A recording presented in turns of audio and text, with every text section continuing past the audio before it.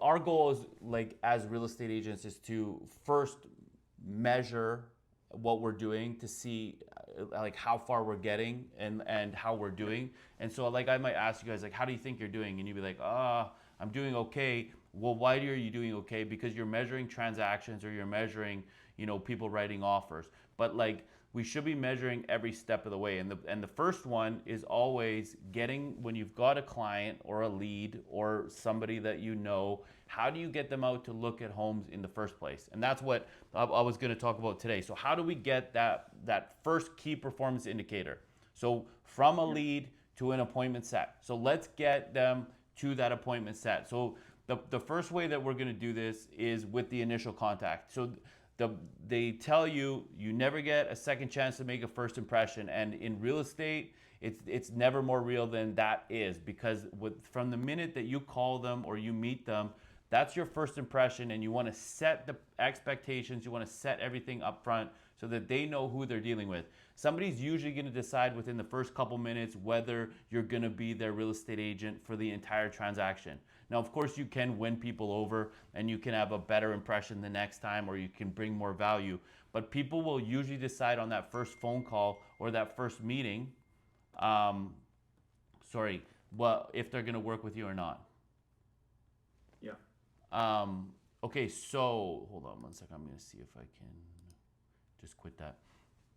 Okay, so the first way is going to be when you make that I put right there, personalize your approach. So when you make that first initial contact, you want to personalize the approach. So anything that Dave talked about to Renee or to the ISAs, it's always good to go over the notes and go over the old conversations so that you can bring that up right off the bat. So you want to personalize your approach. Hey, Jazz, you were just talking to my partner. She said you might be interested in buying a property in Jackson Heights with a basement suite. So now they already know that you're up to speed and you know something about them. I've already been looking into homes into Jackson Heights with basement suites. I've actually been in the area like last week looking at those exact same homes. So now you're personalizing your approach. You know about them and you know what they're looking for. And then you can ask your questions to build your rapport and stuff like that. But you want to like personalize your approach right off the bat. Use their first name. Talk about hey, she said you have kids going to Maynock School. It's like, oh wow, he already knows that my kids go to Maynock School and they're in the Mandarin immersion program, right? It's like you're already personalizing your approach on that first sales call that you're making, your initial contact. And then the next thing you want to do is you want to establish your credibility. So establishing credibility, like obviously you guys are like new to the business, so it's hard for you to establish credibility, but like you could establish the team's credibility, or the best home search website, or that we specialize with investors, or we specialize in finding homes with basement suites, or getting people affordable homes for the right price. So it's like establish your credibility right up front. I can go, when I talk to people, I've been in the industry since 2008. I've helped a ton of buyers or a ton of investors find properties and flip properties. We've flipped hundreds of homes over the last 16 years. Whatever I'm tailoring it towards. So now I'm telling these people my credibility, everything that I can do to help them, right? So they know right off the bat that I'm a credible person, that now I'm there to help them. And then people want to get on the phone and let the lead make the decisions or guide the conversation the way they want to go. No, you want to get on the phone and you want to state your purpose like right off the bat. So like, hey, I'm calling you to help you find that perfect home that you guys are looking for you and your family in Jackson Heights. I'm calling because Renee said that that you're looking for a home with a basement suite, and I'm calling because I found a whole bunch of properties that fit your criteria, right? So you're calling, you're saying this is your purpose, this is why you're calling, this is what you're here to help them do. So you're establishing that up front. So then you want to provide immediate value. So say a lot of people are having trouble not getting their offers accepted in this market. We've been successful on 75% of the homes offers that we've put in a multiple offer situation. Or we're seeing our investors are getting 25% more than they were this time last year for their flips, right? It's like you're providing immediate value, telling them what they can expect, and then finally set the expectations, right? So Yeah. this is going to structure the process. This is going to show a lot of professionalism. So set the expectations on what the next steps will be. So moving forward, I'll be sending you a bunch of listings, right? Sending you some properties in Jackson Heights that fit your criteria with that basement suite. And then when you have time, we're going to get out and look at properties. And then you can move on to, does Friday afternoon or Saturday morning work better? So that's on the initial contact. So that's what you want to do on the initial contact. Make sure that those expectations are clear, that you're not just calling just to ask them bedrooms, bathrooms, and all that kind of stuff. You're establishing a set of a step-by-step, what's going to go on, why you're calling them, what you're here to do. You're establishing credibility, everything. So now they're going to be like, oh, okay, wow, Jazz is the person to help me and my family find that home, right? Yeah. And so the next thing is something that you do, and something that Jesse does really well, is building trust. So real estate agents are like the top of people that people don't trust. You know, there's lawyers, car salesmen, and then I think it's real estate agents. So building that trust is going to be very, very important. So what we're doing is we're not selling a house, we're selling ourselves to these people. So we got to build the trust. So how do we build the trust? You told me the other day when I was talking to you at the gym, the way that you build trust is by picking apart homes, and then they trust you, right? So that becomes here as part of the maintain transparency. So like, yeah, maintaining transparency is showing them all the bad things, showing them all the bad stuff. Like, hey, this home is 400,000. All the homes in this area have sold for 360 or something, right? So you're maintaining transparency there. So, but the first way to build trust is another way is be extremely responsive, right? So respond to people's inquiries as quickly as possible, and then you're going to, that's a great way to build trust. So as soon as you can get back to someone, if somebody sends you 123 Apple Street, be like, hey, I just saw your message on the 123 Apple Street. I'm gonna look at my schedule and see when we can get in there. So now you're like super highly responsive. Somebody schedules a showing request. We already have automated tools in the system that are going to have, let's say, schedule a showing request. It's gonna send out a message that's from you that says, we got your showing request, I'm gonna get on that and I'll get right back to you. Or request for more information, we got your request for more information, we're gonna get back to you. So the system and the automation is there helping you guys along the way with those email responders and stuff like that.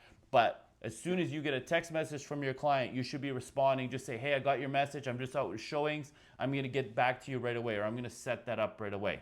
So that's a great way to build your trust, is to be highly responsive. And my partner was talking to somebody the other day, and she said that she's already gone through 2 or 3 real estate agents because nobody seems to get back to her. So she'll say, hey, I want to see this house, and they'll message her back the next day and be like, oh, it's pending.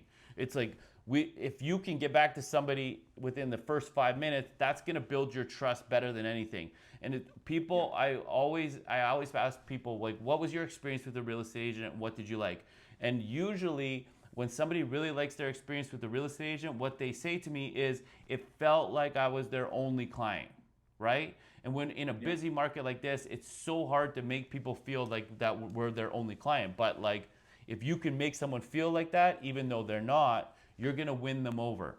So, so that's a great way as well. And like you talked about, the maintaining transparency. So now you're offering them honest information. So even though it's like, let's say you show them a home on 123 Apple Street, and all the houses on the street sold for much cheaper, giving them that information, knowing that they're not going to buy that house, that's what builds trust and builds credibility to them.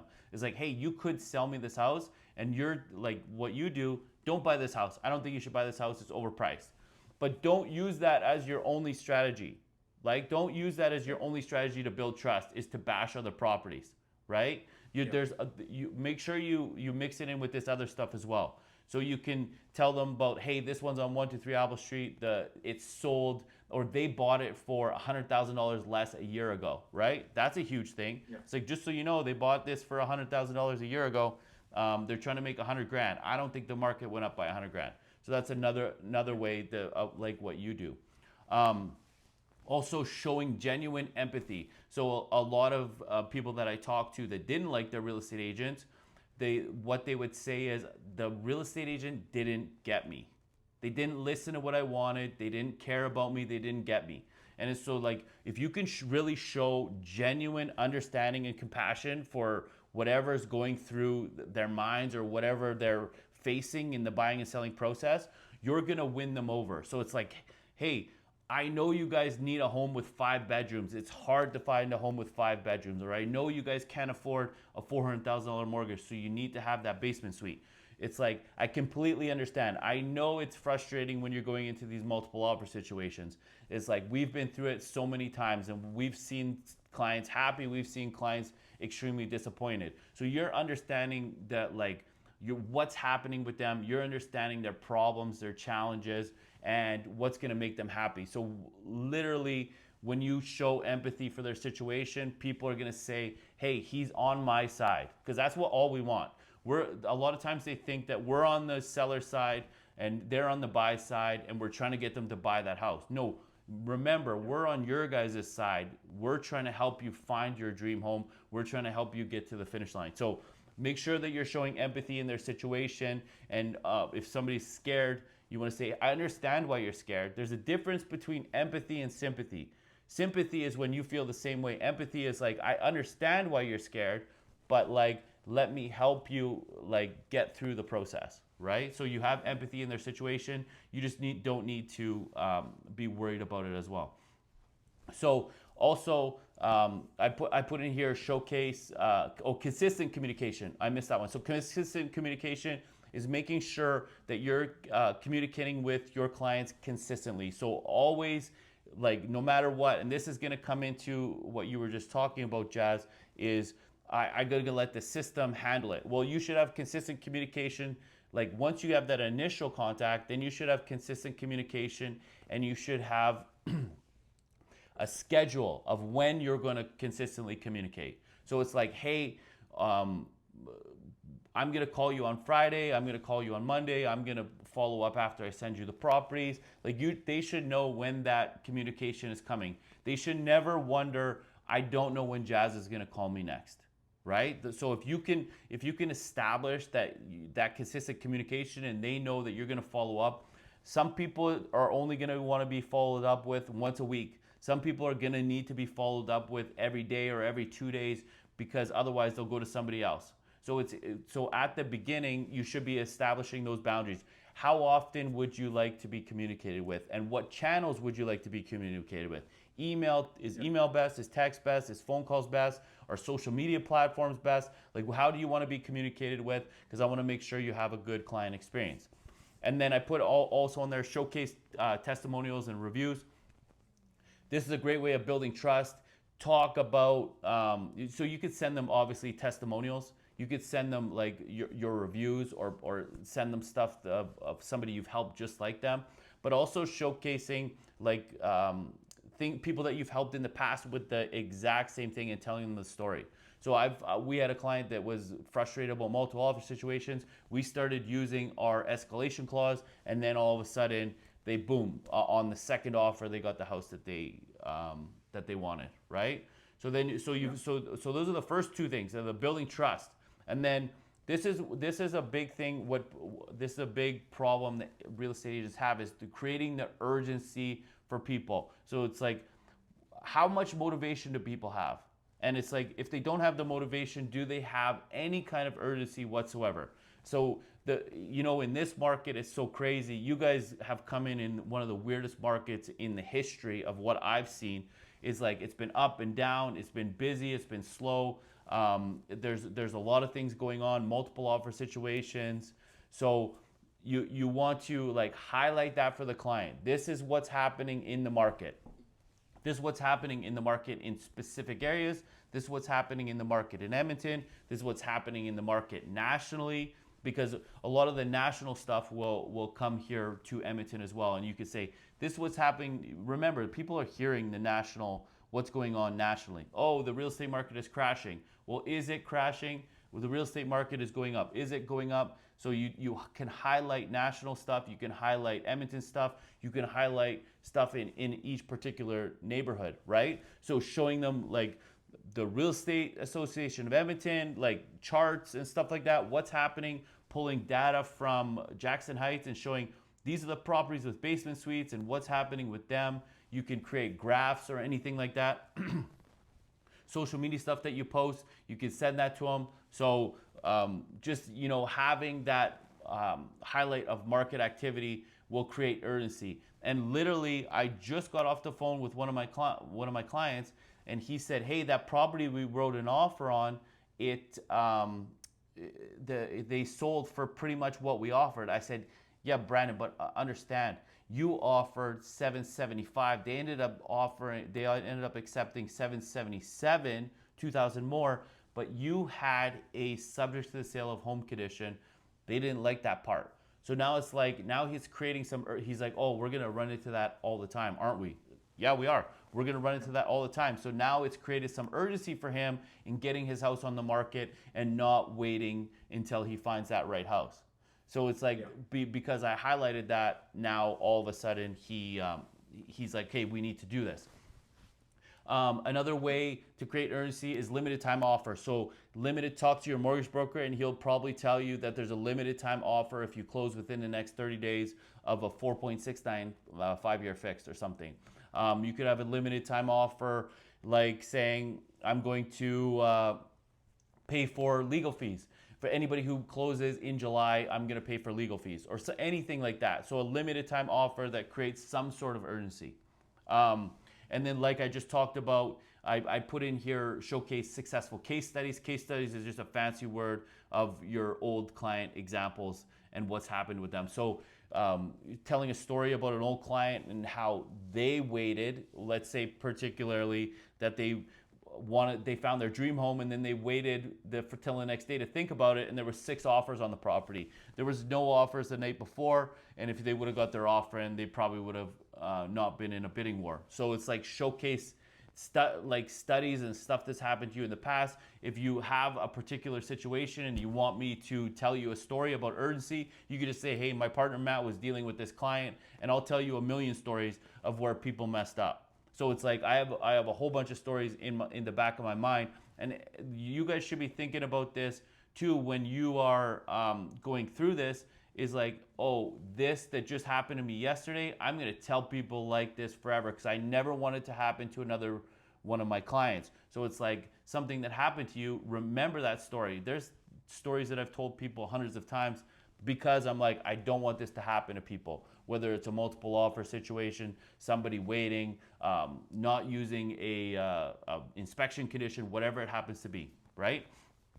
Then using scarcity, like everyone talks about FOMO, the fear of missing out, highlight that there is scarcity, that there is a lack of homes in Millwoods with a basement suite for under 400,000. To show them that, like, hey, these homes, there's only been 20 homes in the entire Millwoods that came on with a basement suite. They all sold for over asking price or something like that. Use scarcity to get people be like, oh, okay, well, there's actually a scarcity of the particular home that I'm looking for. So let's make sure that we, have more motivation.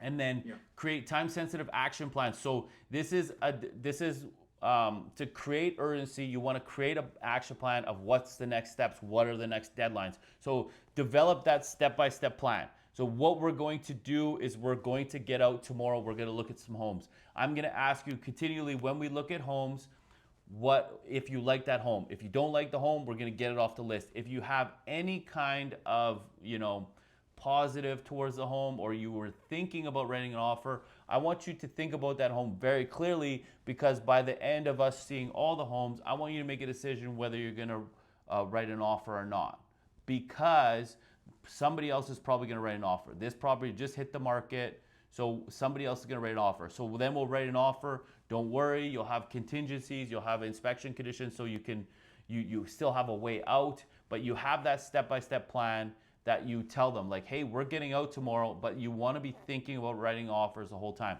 so that you're priming them, so that when you ask them, do you want to make an offer on this property, it's not just an abrupt, do you want to make an offer? You've already developed that step-by-step plan with them, saying, hey, we're going to look at homes, and if you like one, we're going to make an offer, right? And then have the whole plan going right through, from making offers to the inspection to the closing, all that kind of stuff. But right now we're just talking about, hey, just are you ready to write an offer? So creating that time-sensitive action plan. And then encourage people to set their own timelines as well. So if they have like their own timeline, you work within their timeline. So you want to be moved by September 1st, you want to move by September 30th. This is when we look at homes. This is when we wrote offers on homes. This is how long that usually a home takes to close. So make sure that you have that, and then you can communicate the potential consequences or delays, or missing out on desirable properties. If you're looking for a home and you got to be moved by August 1st, we should have been looking 3 months ago. So like that kind of stuff, right? Yeah. So then the next thing, after you've created urgency, and this is all in the initial contacts with the client, so not the initial before they get out and look at homes. So this appointment, the appointment is going to be the key. So the more appointments you can set, the more deals you will close. Plain and simple, that's it. So Jazz, you said you have 30 something people. If you can have this skill in setting appointments with people, you're going to close more homes, and that's a guarantee. So it's like, how do we get that appointment? So right, so suggesting the appointment, right? That's going to be the first thing. So suggest. You don't get what you don't ask for, right? You've learned that many times in life. You don't get what you don't ask for. So it's like, let's suggest the appointment. Offer a range of times that you can get out and look at homes. So it's like you're having that initial conversation. You're trying to get that person out. Propose a time to get out. Say, hey, do you want to get out on Thursday afternoon? I'm gonna be in Mill Woods. I would love to show you some homes. Let's just get out and have a look at some homes. Oh, I'm not quite ready yet. And then you can go into your objection handlers, like, oh, they look different in person. They look different in pictures. Let's get out and have a couple look. You might completely change your mind on wanting a 4-level split or a 2-story. So let's get out and look at some homes, and just asking for that specific appointment is going to be the first key, right? Once you've got that appointment, confirming the details in Google Calendars. So it's like, this is going to be the most important, because it's easy for us to set an appointment, and a lot of people will set an appointment even though they have no intentions of actually showing up at the appointment. Unfortunately, it happens all the time.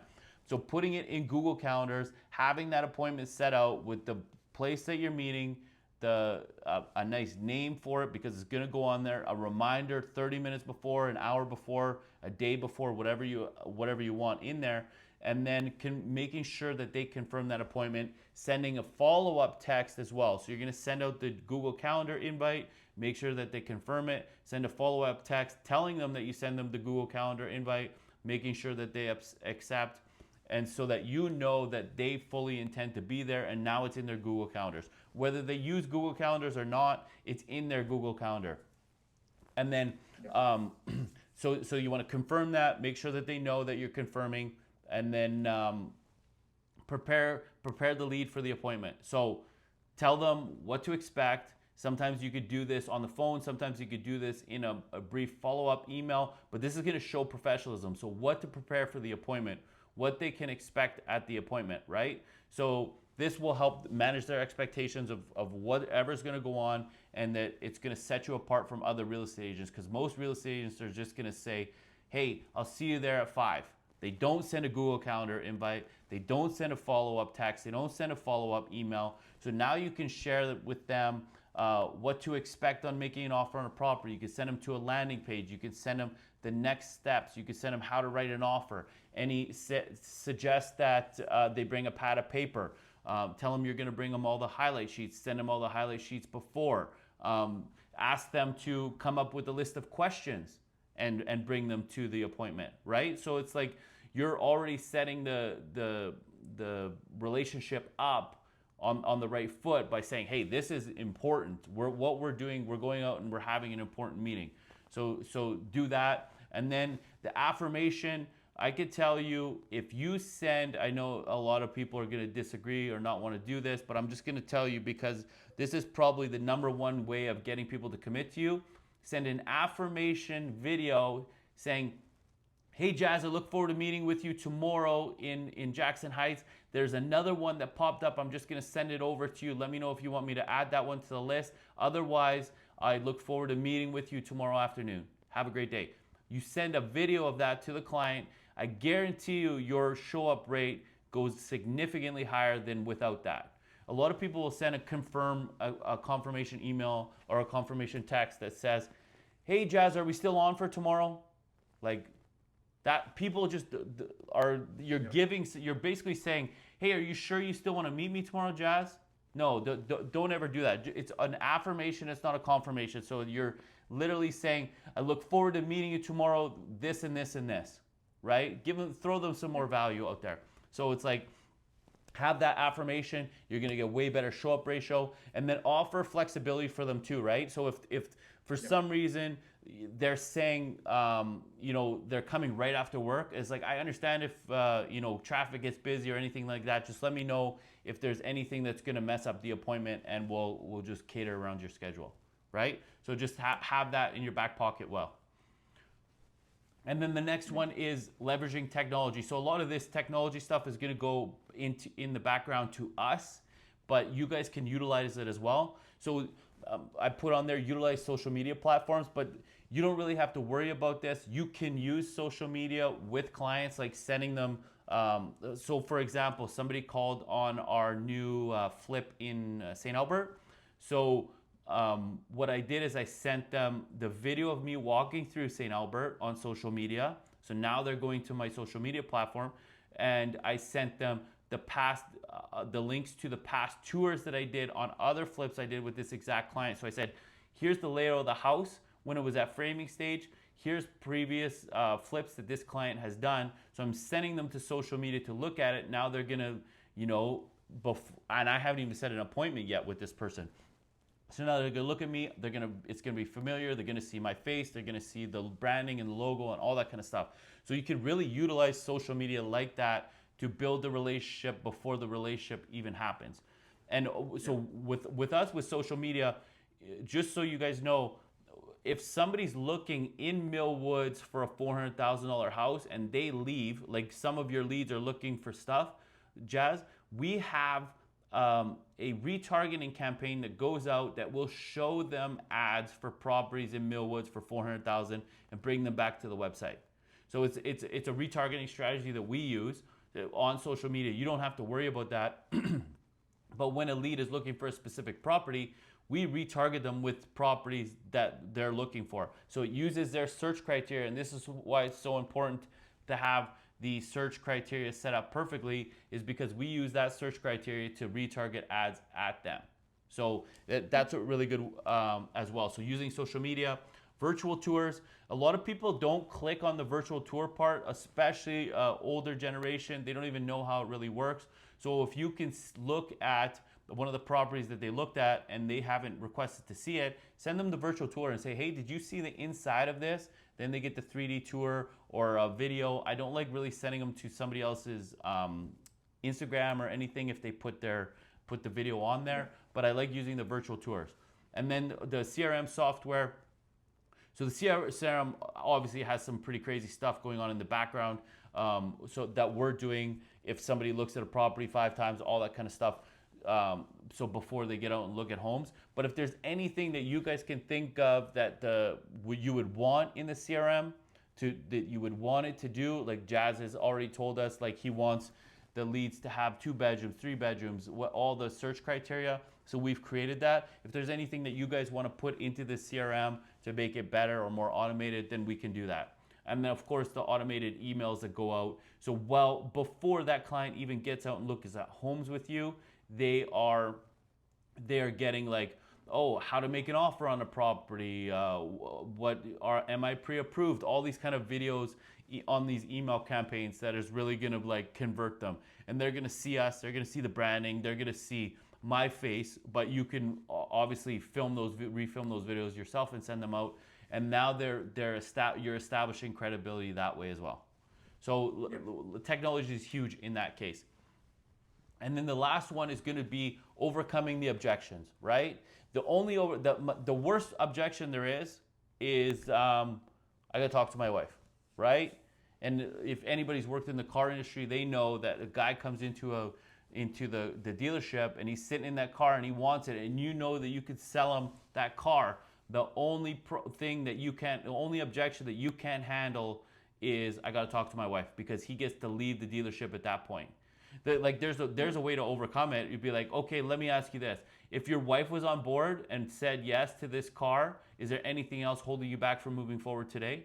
No? Okay, perfect. Let's get your wife over here. Can we get her down here? I'll send a guy to pick her up right now. At least the only way you're gonna handle that objection is to get the wife there, right? You let him leave out the door, and your chances of converting him go down probably 25%, right? So, but all of the other objections are handleable. Like any of the objections, and there's going to be the same objections. It's going to be price, right? It's going to be I want to wait. Like there's always going to be these objections, but handling these objections is going to be a crucial step. And especially the objection is I don't want to get out and look at homes till I find the right one, right?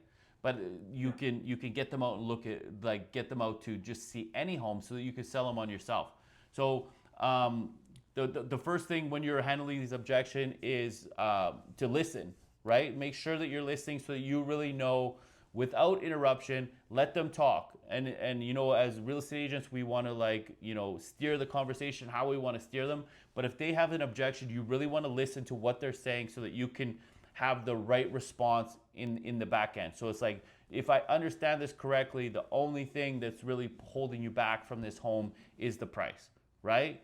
And so it's like when you're actually listening to them, it demonstrates respect for them and empathy in their current situation. So it's going to build trust for you guys. So listen attentively and repeat back to them what they say. Oh, okay, so you want to stay below 400,000? Yeah, I want to stay below 400,000. It's like, just make sure that you're listening attentively and repeating back to them what they're saying. So if somebody has an objection, like, oh, I need 5 bedrooms. I was like, yeah, I understand you need 5 bedrooms. It's like you're just repeating back to them that objection, because it lets them know that you're actually listening to them, right? Yeah.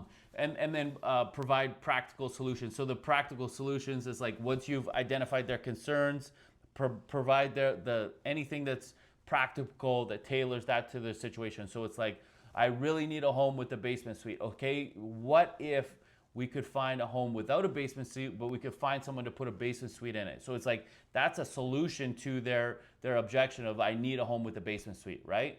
And then offer reassurance and reinforce value. So like, just remember that, like, offer them reassurance of what they're looking for, they're gonna find, right? Like and reinforce the value and the long-term benefits of the house that they're gonna get.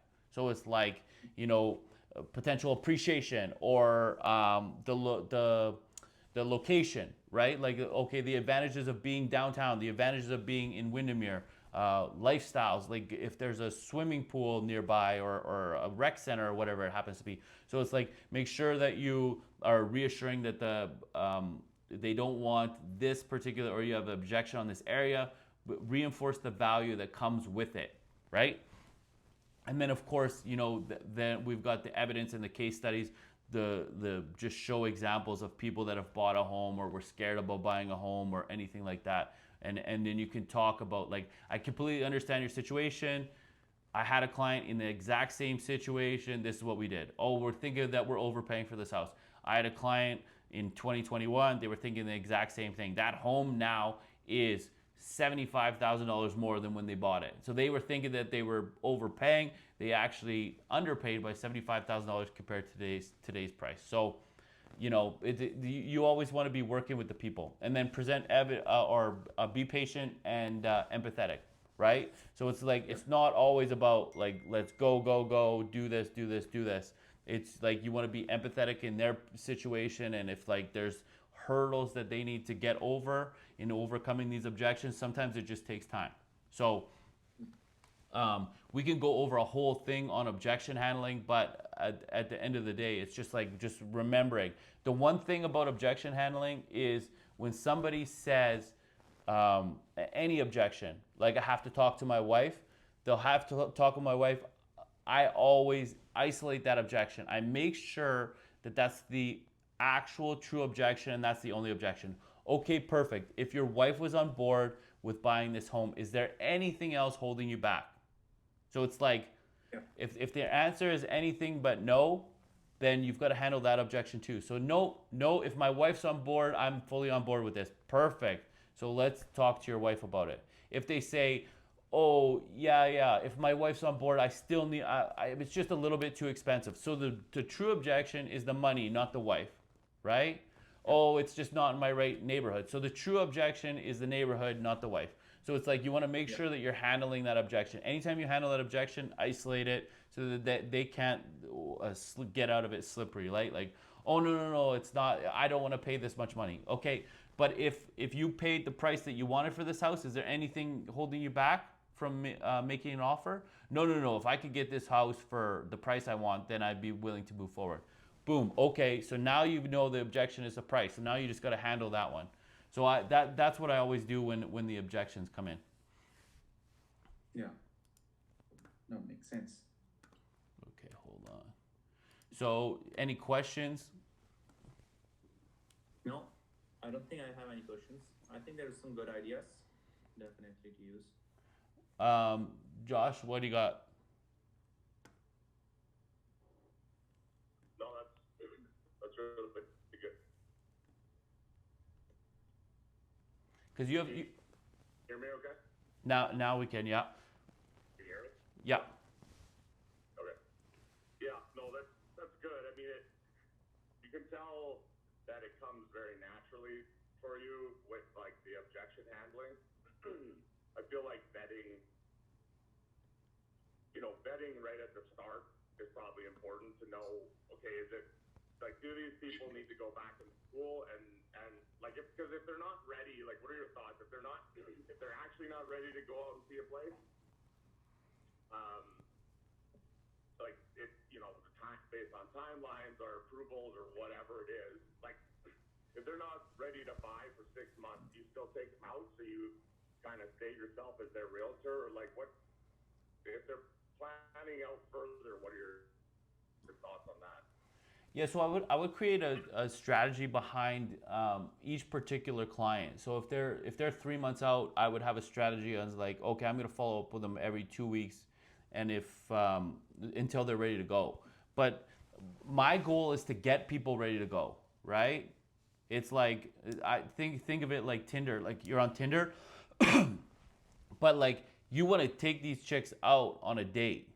And I'm gonna say chicks because there's all guys here, but like you want to take these women out on a date. So it's like, are you gonna be constantly talking to them, or are you gonna ask them out on a date? So it's like for us as leads, we want to ask them out on a date. We want to get these clients out and looking at houses.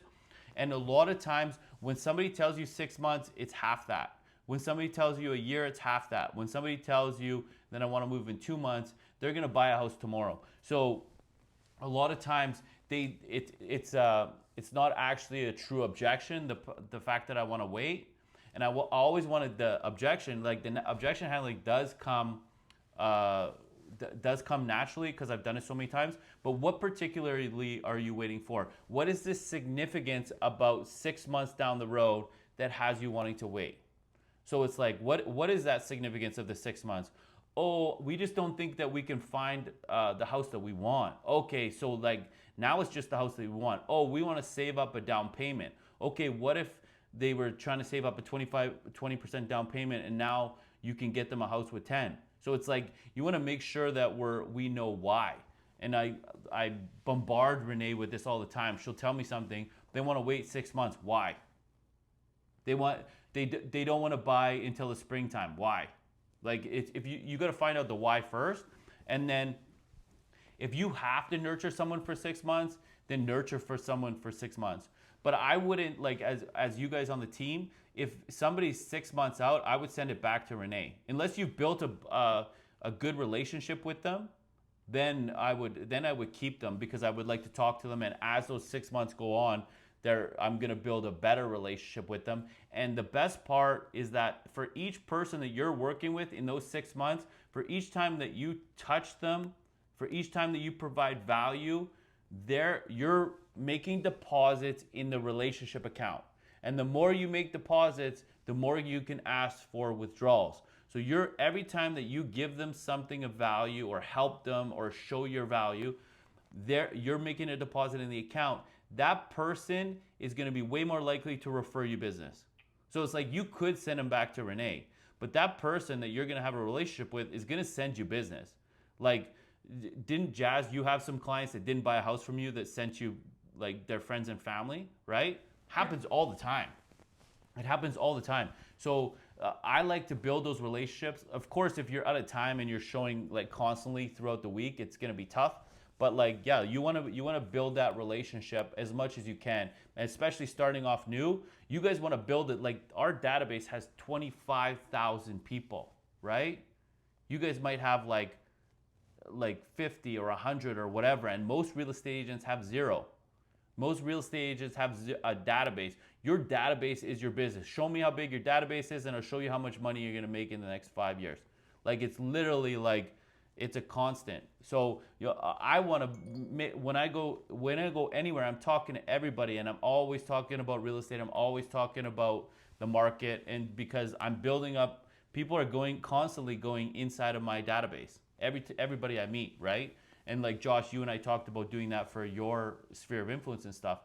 Is like, so think of everybody as 5 transactions. Anybody I meet, I think I'm gonna get 5 transactions off in my career, right? As long as I can provide as much value as possible to these people.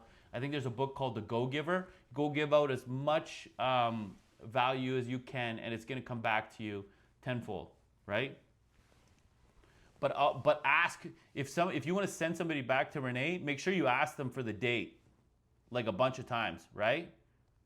Okay, you don't want to go out today. Okay, what about tomorrow? Okay, call them in a week. Be like, you want to get out and look at some houses, and then if they're a waste of your time, a lot of people you'll think are a waste of your time, and then all of a sudden they'll be like, hey, I want to write an offer on this property. Hey, I went in this show home. I want to buy a brand new house now, and it's like, oh wow, your expectations of clients completely change sometimes.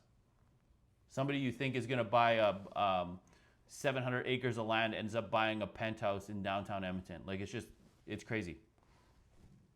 So, but yeah, I would just constantly try to get people out to look at houses, and then if somebody's not ready at that point and they really have no motivation, they always go on the back burner. So it's like I'm a good judge of motivation. How motivated are you?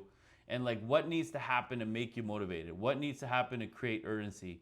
Like a lot of people don't think that the real estate market is going to go up significantly. That if somebody thought that the real estate market is going to go up by 10% in the next year, they're going to jump on the market instantly, right? Because they're like, I'm going to lose 10%. But a lot of people don't think that. So a lot of people don't have that urgency, right? What if I could show you that waiting 6 months is going to cost you $75,000? Would that create some urgency for you? Like, of course, right? And you could show case studies of that too. Like, hey, the properties in December ended up selling for $60,000 than they were right now. Like, you could show that, right? Anything else? What are the most used? Yeah, well, like what are the most used stories? Like, what examples do you tell your clients over and over? Like your new clients, like what are the stories you kind of lean on? Because I don't really have. I mean, I have one client sold or 2 clients sold so far, right? So it's hard to speak from experience. So the biggest stories are the ones that like when somebody waited and ended up not getting their dream house. A story from this year that I keep telling is literally Janelle wrote an offer with the property, this perfect house for this at Hastings Lake. He had it locked up. He walked away from the deal over a wet inspection on a fireplace in the basement. In the basement, the fireplace. He walked away. I don't know how much it would have cost to get it inspected or certified or whatever, but he walked away from that house. He came back to the house like 3 weeks later. He asked them to fix it. They said no, a couple $1,000s. He came back 3 weeks later, tried to negotiate. They said no. He came back like 3 weeks later after that, and they got another offer, went to multiple offers. They sold to somebody else. Now this guy is kicking himself over a couple $1,000s of his dream home, and no other home looks as good as that home. Like, he literally hates everything else. And this happens all the time. And I tell stories like that all the time. People fall in love with their dream home, and I say, hey, if like, how disappointed would you be if you didn't get this house? Take all emotions out of it. Like how, like, you're getting a house for $2,000 less, or they're asking you for, you're getting screwed for $2,000, or so you think.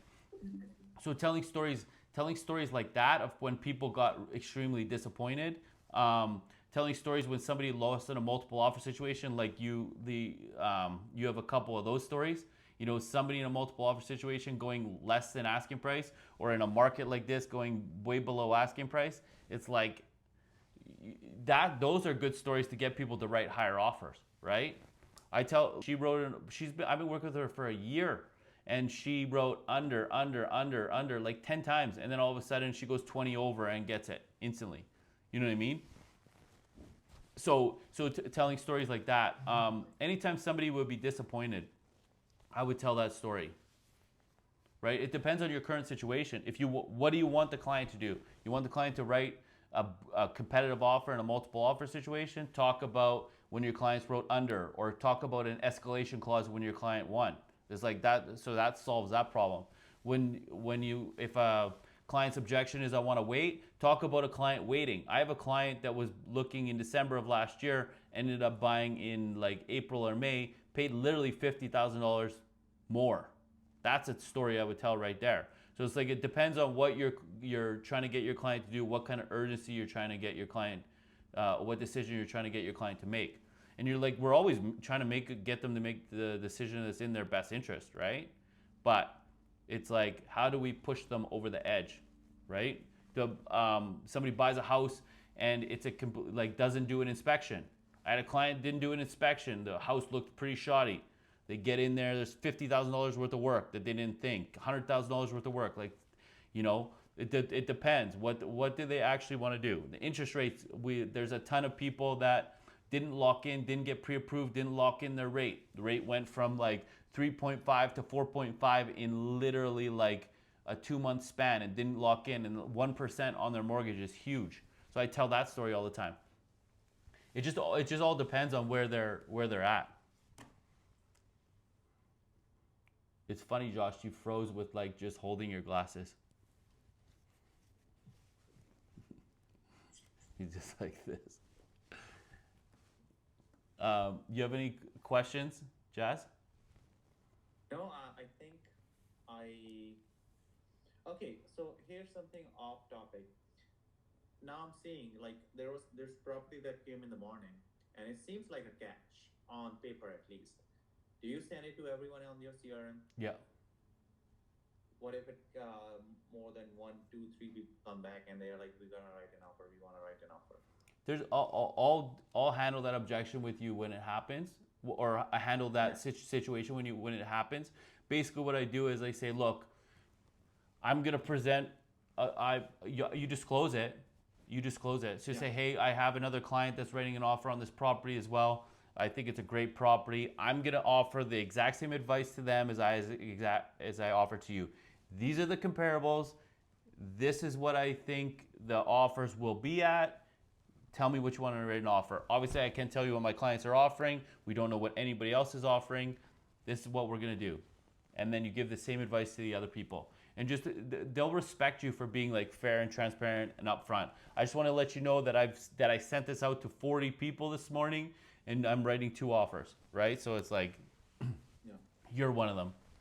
But yeah, it'll be very rare that, like, I used to send investment properties to like 100 people at the same time. It'd be very rare that somebody like, that's number one, somebody's quick enough and wants to write an offer that same day. I've had people that write an offer, and then one of my other clients is like, oh, I want to write an offer on that one like 4 days later. I was like, well, it's already gone. My client got it. Yeah. Okay, yeah, makes sense. Yeah. And also, like my client bought a 9 unit apartment building on White Ave for like 800, and she's like, I'm gonna back out. I've called my other client and I said, hey, my client's gonna back out of this one. Do you want to buy it? And then he came in and wrote a backup offer on it. So it's like it can help like that too. Okay, makes sense. You guys got anything else? No, I think it's all good Okay. on my side. Okay, sounds good. I gotta run anyways. Let me know if I'm gonna put this in the group if you guys like the slides and stuff. If you have anything that you want to work specifically on, I'll work with you guys either like doing this on the meeting or one-on-one, and we'll go over like this because what we want to focus on now in the next couple weeks is getting that from the talking to the client to an actual appointment. So let me know if there's something that you guys think that you need to work on or something that you need to do. Yeah. Okay? Sounds good. Okay. Okay. See you guys. Thank you. Have a good weekend. Yeah. See you Monday.